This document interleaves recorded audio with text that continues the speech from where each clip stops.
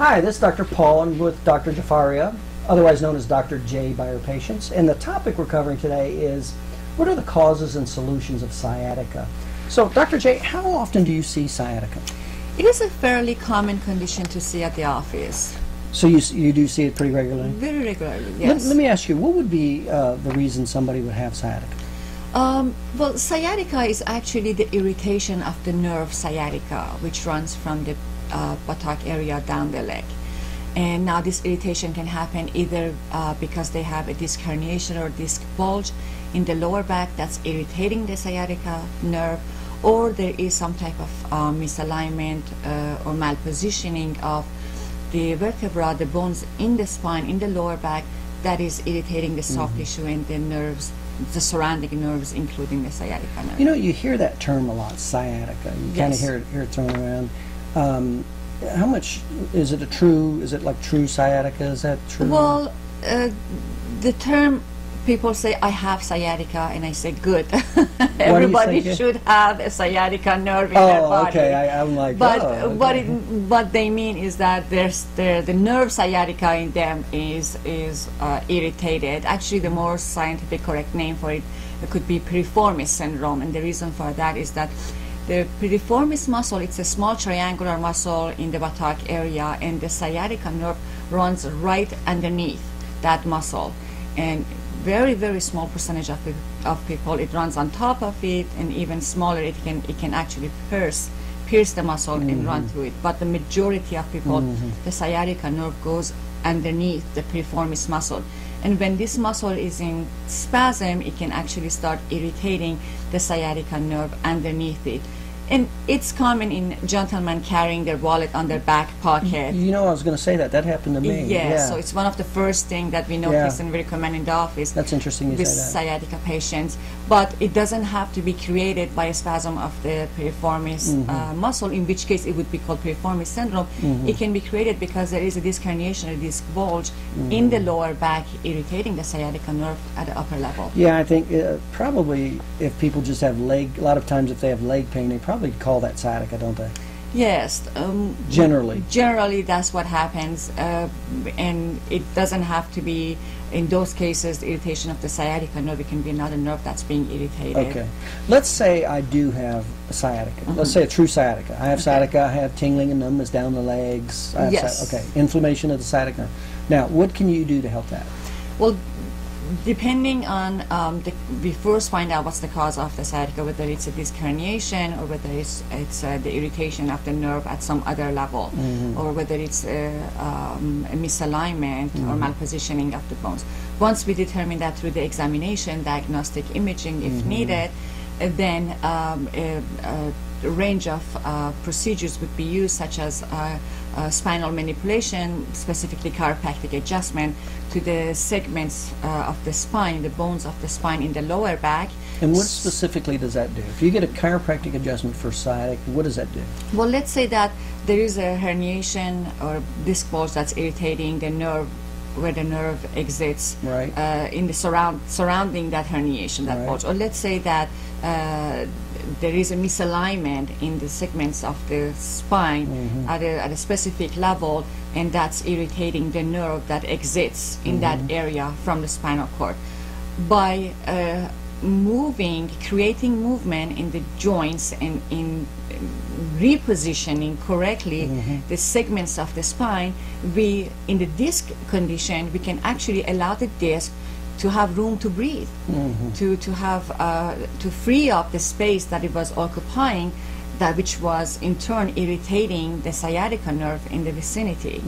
Okay, and in the case where that misalignment was irritating the nerve, creating pain, then by realigning and repositioning the segments, the bones in the spine in the appropriate position, then we alleviate the pressure that was created in that area on the nerve. Okay, that makes a lot of sense. And then what other types of therapies or treatment would you actually use to help sciatic pain? Okay, in these cases, there is also inflammation of the sciatica nerve that was created, Right. whether it was due to the disc herniation or bulge, or whether it was due to the misalignment of the segments. So we're dealing with inflammation. Okay. We're also dealing with muscle spasm. Okay. Okay, and we're also dealing with imbalances in different muscle groups at that point. So some of the therapies that we will use are therapies that are aimed at decreasing inflammation, such as ice therapy or electrical muscle stimulation, which is a device that through pads that are placed on the patient sends a very mild current through the body, allowing the muscles in the body to relax and let go of the spasm and bring down the inflammation as well. So you're not only going to work with the joints and the spine through spinal manipulation, you're going to focus on the muscle component too. Absolutely. And so you'll use electric muscle stim. Is there any other Yes, types of and ice modalities or therapy? to decrease- What's the ice do? Ice does several things actually. Not only decreases pain because it slows down the speed at which the nerve carries the impulses Okay. to the brain Right. to notice the pain. It slows down those impulses, so there is less perception of pain. It also decreases inflammation.